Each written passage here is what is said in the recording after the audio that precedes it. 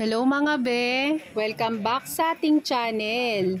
For today's video po, nandito po tayo sa Commonwealth Market. Namili po tayo ng kamoting kahoy.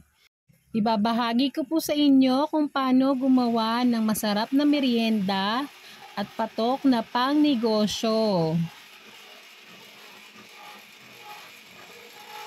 Ang classic nilupak.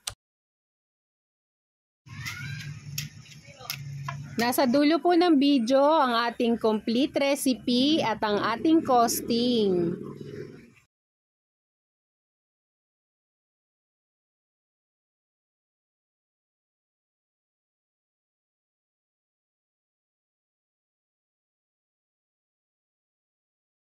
Ito na po yung napamili nating kamoting kahoy.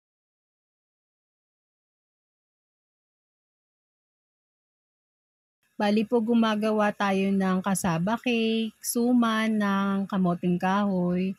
At ngayon po ay ibabahagi ko sa inyo yung paggawa ng nilupak. So, ito po babalatan muna natin ito.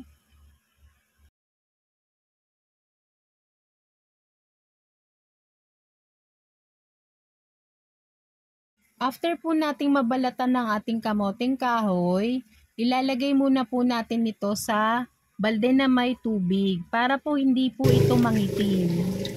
After naman po, huhugasan natin ito sa running water.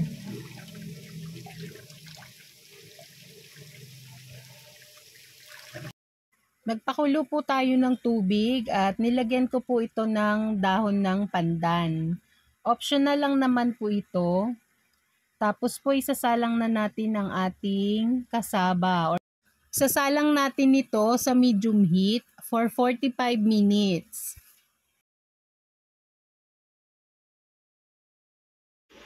At after 45 minutes po, eto na po ang ating kasaba. Luto na po ito.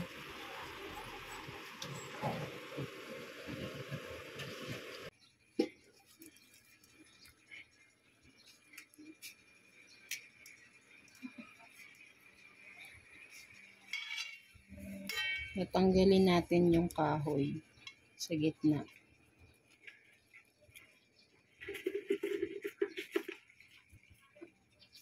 Kung gusto nyo po ng ganitong mga video, please like and subscribe to our YouTube channel.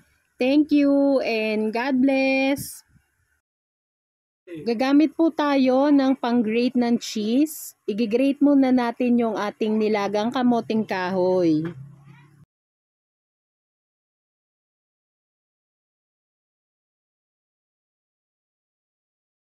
Rolling pin, nilagyan lang natin to ng cling wrap. Ang ating improvise ang tawag.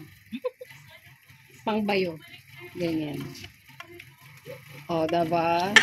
Okay. Titimplahan na po natin. Maglalagay tayo ng 1 cup of grated coconut, 195 grams of condensed milk, 1/2 tablespoon of iodized salt, pang-balance ng tamis, 1/4 kilo of washed sugar, 4 tablespoon ng margarine,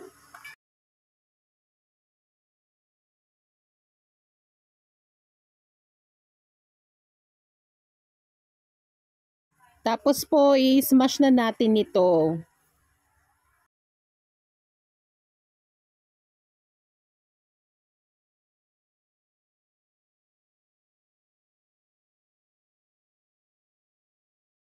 Ayan po, kapag binabayo ko po yung mga ingredients, nilalagay ko naman sa gitna yung nasa gilid ng ating bowl.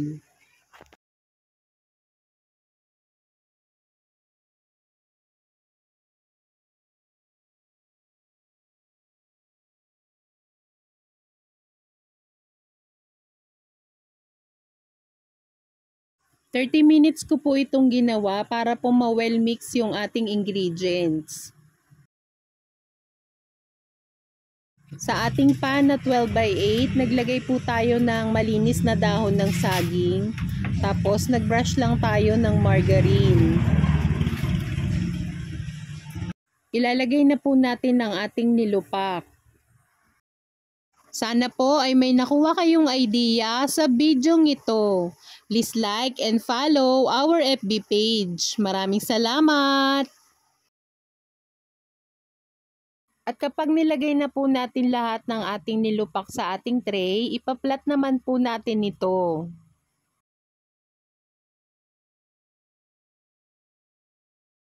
Papasadahan naman natin ng tinidor yung ibabaw ng ating nilupak.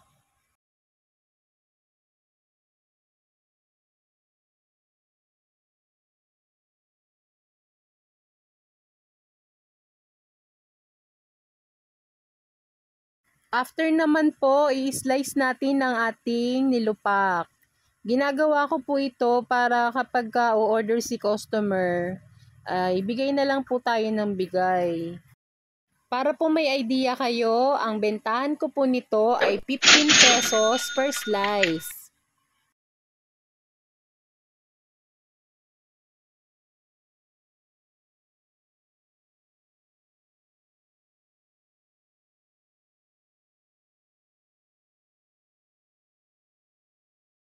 Maglalagay naman po tayo ng toppings, grated cheese.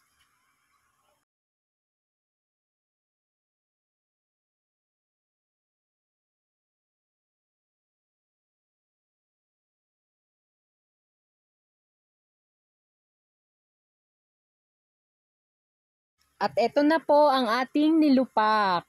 I-display na po natin ito sa ating estante.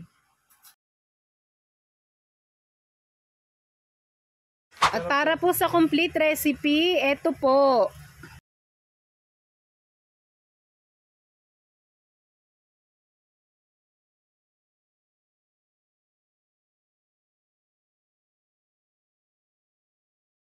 At para po sa ating costing, ang ating puhunan ay 143.75. At ang pwede nating kitain ay 156.25.